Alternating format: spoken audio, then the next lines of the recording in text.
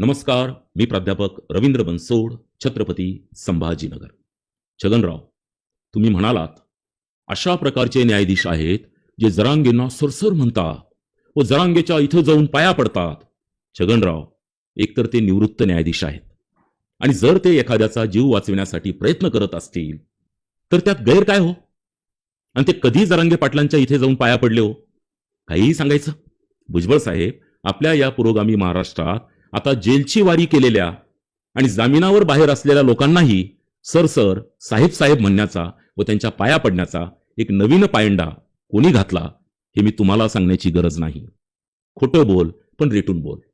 मी तर म्हणतो त्या निवृत्त न्यायाधीशांनी अब्रू नुकसानीचा दावाच ठोकला पाहिजे.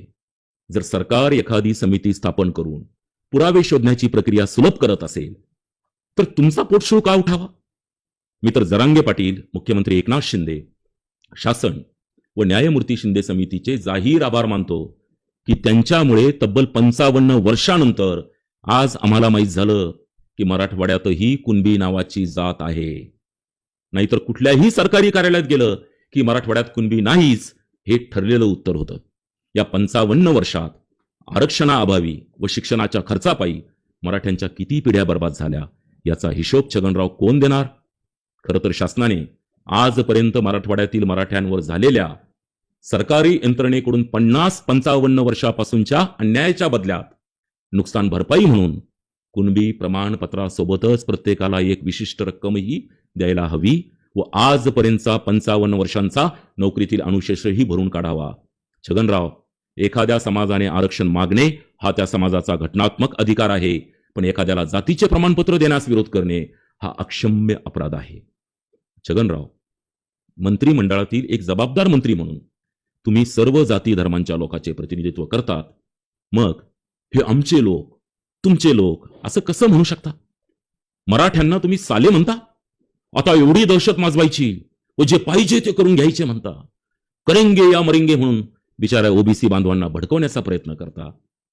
हेच का तुमच्या मंत्री म्हणून शपथ घेत असताना कोणाच्याही विषयी ममत्वभाव किंवा आकस न बाळगता न्यायाने वागण्याचे वचन होते? तुम्ही भल्या पुशारकीने सांगता मी आरक्षणात शिकलो नाही, माझ्या मुलाला आरक्षण घेतले नाही. अहो छगनराव, तुमचा जन्म 1947चा, माळी समाजाला पहिल्यांदा आरक्षण मिळाले 1968ला. म्हणजे तुमच्या जन्माच्या 21 वर्षानंतर, म्हणजेच ज्या वेळेस तुम्ही शिकत होता तेव्हा माळी समाजाला आरक्षणच नव्हते. मग तुम्ही मी आरक्षण घेतले नाही हे म्हणणे किती हास्यास्पद आहे हो. तुम्ही अभिमानाने सांगता की माझ्या मुलाला आरक्षण घेतले नाही.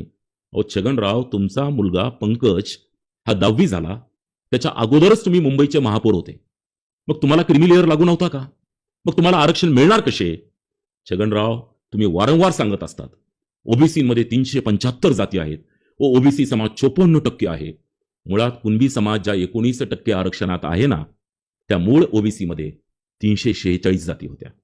त्यामधूनही वगळलेल्या जाती काढल्या तर आज 250 पेक्षाही कमी जाती आहेत. आणि बांटिया कमिशनचा अहवाल जो तुमच्या साक्षीने सुप्रीम कोर्टात स्वीकारला गेला त्यानुसार ओबीसींची संख्या 37.5% एवढीच आहे. मग ही 54% लोकसंख्या आली कुठून? खोटं बोल पण रेटून बोल. छगनराव, तुम्ही आता ओबीसींच्या जनगणनेची मागणी करताय. National sample survey of India 2012 याच्यानुसार महाराष्ट्रातील ओबीसींची संख्या आहे 33.80%. 2022 मध्ये बांटिया कमिशनने जी सांगितली ती आहे 37.5%. आता यापैकी बांटिया कमिशनचा अहवाल हा सगळ्यात जास्त संख्या दाखविणारा आहे, सगळ्यात अलीकडचा आहे. त्यामुळे आपण 37.5% मान्य करू. मी म्हणतो 38. पण या लोकसंख्येमध्ये भटक्या, विमुक्त व इतर जातींचाही समावेश आहे. ही संपूर्ण ओबीसींची लोकसंख्या आहे. हे तुम्हाला मान्य नाही का? ओबीसींच्या सध्याचे महाराष्ट्रातील एकूण आरक्षण 32% आहे. नियम सांगतो ओबीसींना त्यांच्या लोकसंख्येच्या 50% आरक्षण असले पाहिजे. म्हणजे सध्याच्या 38% जे धरलं आपण त्याच्यानुसार 19% आरक्षण असले पाहिजे. सध्या आहे 32%. म्हणजेच 32 - 19 बरोबर 13% हे जास्तीचे आरक्षण आहे. छगनराव, ज्या दिवशी जनगणना होईल त्याच क्षणाला हे जास्तीचे 13% ओबीसींचे आरक्षण उडणार नाही का? का फसवताय समाजाला? माझी तर शासनाला विनंती आहे की जशी वंजारा समाजाला स्वतंत्र आरक्षण आहे तसेच ओबीसीतील सर्व जातींना त्यांच्या लोकसंख्येच्या प्रमाणात स्वतंत्र आरक्षण देऊन टाका, जेणेकरून आरक्षणाचा प्रश्न हा कायमस्वरूपी निकाली निघेल, कोणावरही अन्याय होणार नाही. लहानपणी ऐकलेली एक गोष्ट, उंदीर, माकड व मांजर यांच्या बुडबुड घागरीप्रमाणे कोणाची घागर बुडते आणि कोणी खीर खाल्ली हे जनतेच्या समोर येईल. आणि कांशीराम जसं म्हणतात, जिसकी जितनी संख्या भारी उसकी उतनी हिस्सेदारी, हे महाराष्ट्रात प्रत्यक्षात साकार होईल. छगनराव, तुम्ही नेहमी फुले, शाहू, आंबेडकरांचे नाव घेता. मग महात्मा फुले यांनी कुणबी, माळी व धनगर हे मागासलेले आहे हे सांगितले होते, हे तुम्हाला ठाऊक नाही का? कुणबी आणि मराठा एकच आहे हे सांगितले होते, हे तुम्हाला ठाऊक नाही का? तसेच 26 जुलै 1902 रोजी आरक्षणाचे जनक राजर्षी शाहू छत्रपती यांनी ज्या वेळेस या देशातील पहिले आरक्षण जाहीर केले, तेव्हा माळी बांधव व इतरांसोबत मराठ्यांनाही आरक्षण होते, हे तुम्हाला माहित नाही का?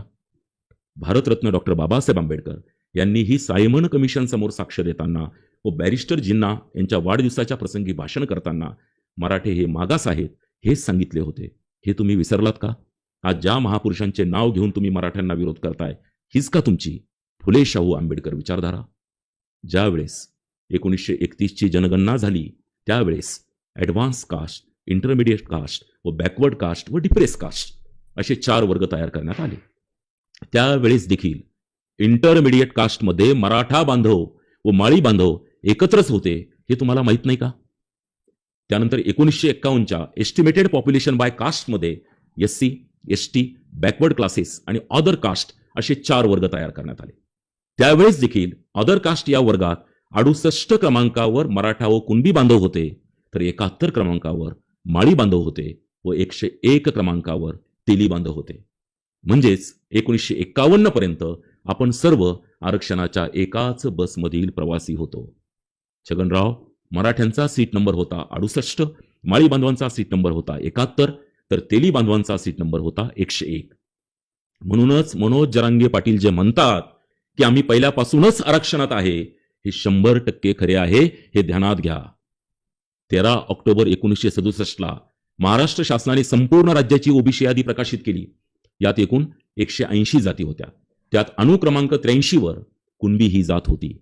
पण या 180 जातींमध्ये मराठा, माळी व तेली या जाती वगळण्यात आल्या होत्या. नंतर 13 एप्रिल 1968 रोजी कुठल्याही आयोगाकडे न जाता, कुठलेही मागासलेपण सिद्ध न करता, कुठल्याही आधाराशिवाय फक्त 3.5 ओळीच्या एका शासन निर्णयाने आधीच्या 180 जातींच्या यादीमध्ये वाढ करून 182 क्रमांकावर तेली तर 183 क्रमांकावर माळी या जातींचा समावेश केला गेला. हा समावेश करताना या दोन्ही जातींच्या अगोदर असलेल्या 181 क्रमांकाच्या मराठा जातीला मात्र वगळले गेले आणि आरक्षणाच्या बसमधून हाकलले गेले. आणि आता मात्र बस फुल झाली, मराठा मावणार नाही असा कांगावा तुम्ही सुरू केला. चोराच्या उलट्या बोंबा म्हणतात ना छगनराव, ते हेच. छगनराव, माझा प्रश्न आहे, क्रमांक 183 वर माळी बांधवांचा समावेश करताना कोणत्या आयोगाकडून मागासलेपण सिद्ध करून घेतले? तुम्ही जी बॅकडोर एंट्री म्हणता, मागील दाराने एंट्री म्हणता, ती ही तुम्ही घेतलेली एंट्री आहे, आम्ही नाही.